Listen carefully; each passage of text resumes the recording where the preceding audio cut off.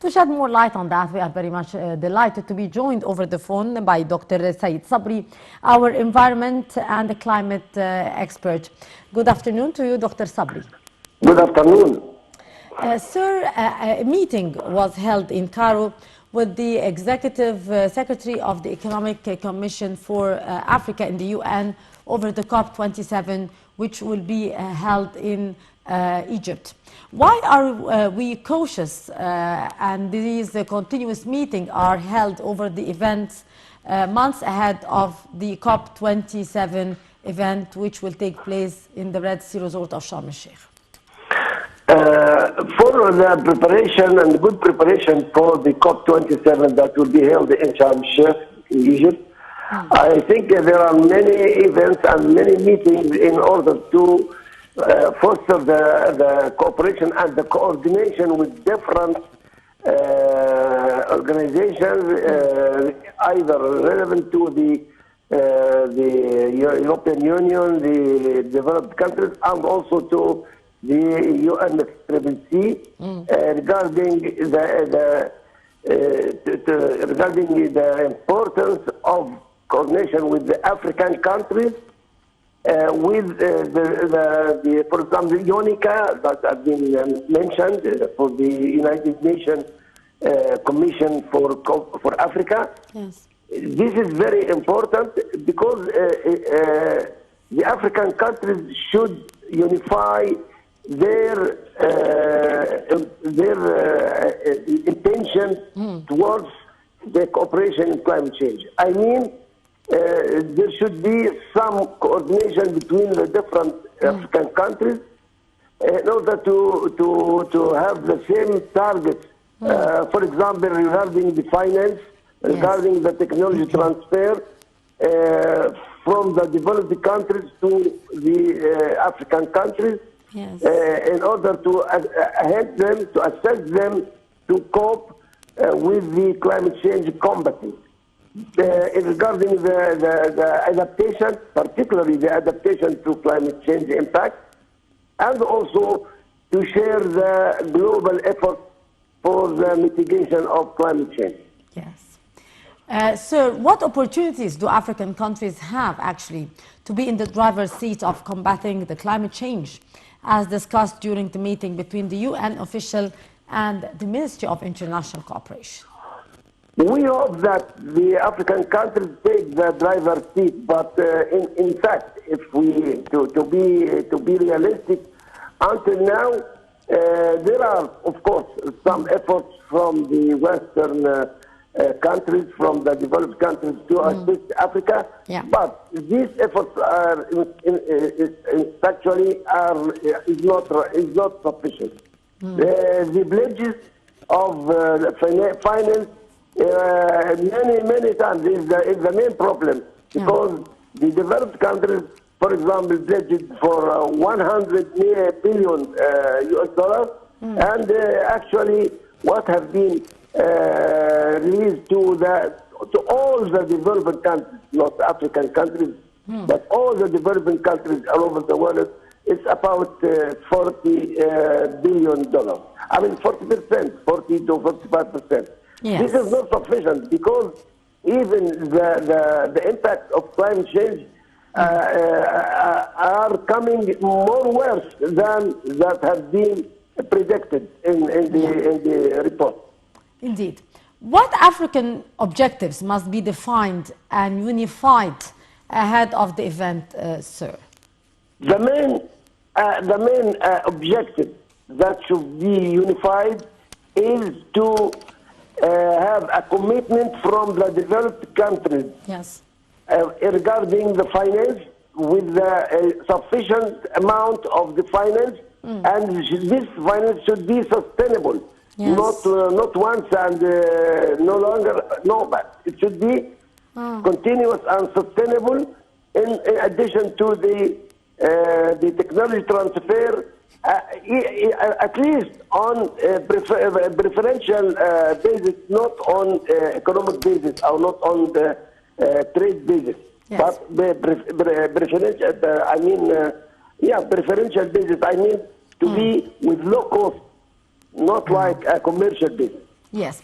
South-South and triangular cooperation in Africa were actually discussed as important to diversify the range here of modalities. How would you elaborate, sir, on the importance of such forms of cooperation and how it would serve the African countries' objectives? The cooperation between the African countries is very, very important, particularly also the cooperation between the different regional Yes. entities like UNICA, like the Southern and the Eastern Africa, South African countries. All these countries under the umbrella of the African Union should cooperate and coordinate their objectives, as I mentioned, in order to make the Annex I countries, I mean the developed countries, to be objective and to be sincere for leveraging the amount of finance. The finance is very important because the speeches and the pledges doesn't make the development. The finance and the technology transfer, technology cooperation, these are the tools to combat climate change.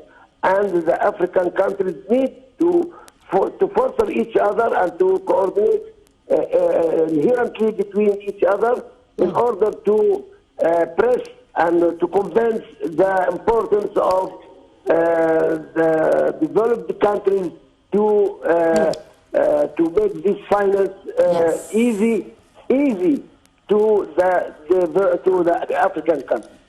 Indeed. Sir, the African Union said it is actually committed to transform the African agriculture sector and end the hunger in Africa by the year 2025. How attainable is such a goal given the recent challenges of the climate and the COVID-19 repercussions? The main threat of climate change on Africa is regarding the agricultural sector. Yes. Because Africa sacrificed now and will sacrifice more on the rain shortage. I mean the water resources. Yes. The scarcity of water resources and the desertification of the land, and this is affecting the crop productivity, Yes. which leads, of course, to hunger and very, very bad crisis regarding spreading of the hunger all over Africa, and that's why the agricultural sector should have the main attention from the developed countries, from the United Nations, in order to foster the African countries to combat this crisis that will come soon. Yes. The EU also said it is to promote climate resilient economies. How is that, Dr. Sabry? Climate resilient economy means that this economy should be diversified. I mean, not depending only on one activity like agriculture, but should have the agriculture, industry, tourism, different activities to make the recovery of the country if it is affected by the climate change impact. For example, in agriculture, there are other sectors could make the recovery of the country more easier, which means that it is resilient. Resilient, it can withstand the impacts for some period, since it has other economy sectors that can compensate the deficiency in this in one sector or another. Yes. Sir, how would you list the effects of the climate change on the African continent? The effect of climate change on the African continent is very, very heavy, and Africa suffered very much now and in the past, and it is expected that the African continent will be the most continent that will be affected by the climate change impact if there is no efforts that have been done by the United Nations and the UNFCCC and particularly the developed countries, the Annex I countries. Yes. The Ministry of International Cooperation, sir, said that the South-South and the Triangle Cooperation will also be realized through the South-South Development Academy in Egypt. How do you see this step?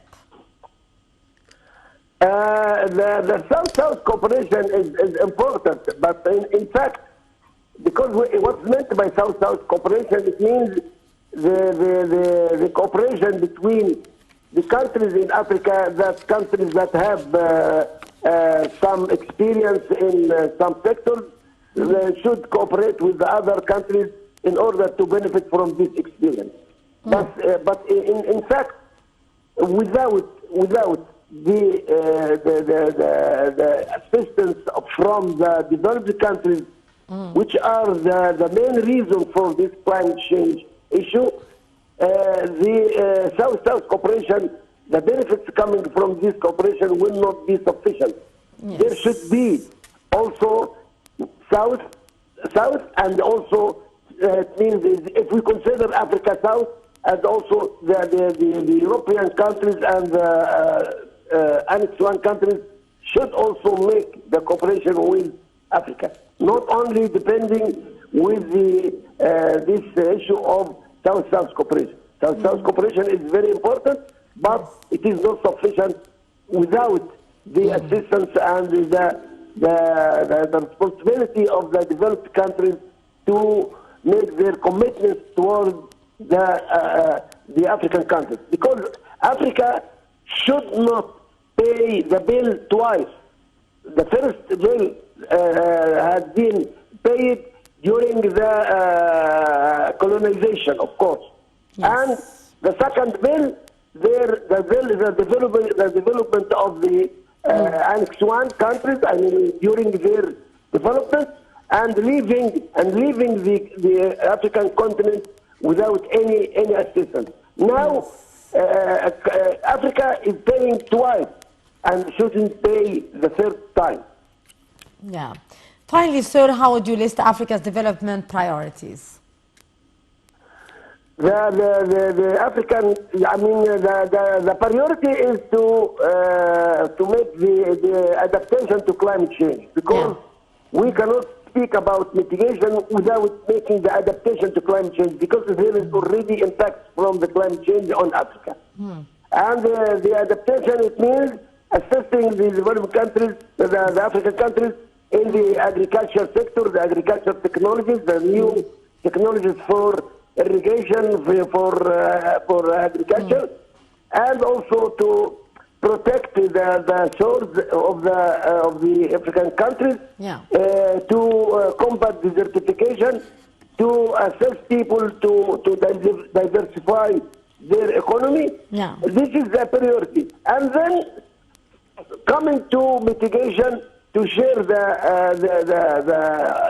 global efforts for mitigation, they should be also addressed by renewable energy and with preferential prices from the developed countries, because Africa also needs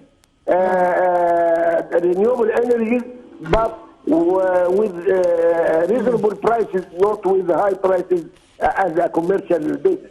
Indeed. Dr. Saeed Sabry, our environment and climate expert, thank you very much for your precious input and for being with us. And we wrap up our program today with this report, where the World Health Organization warned that the African countries need to stay vigilant and weigh the risks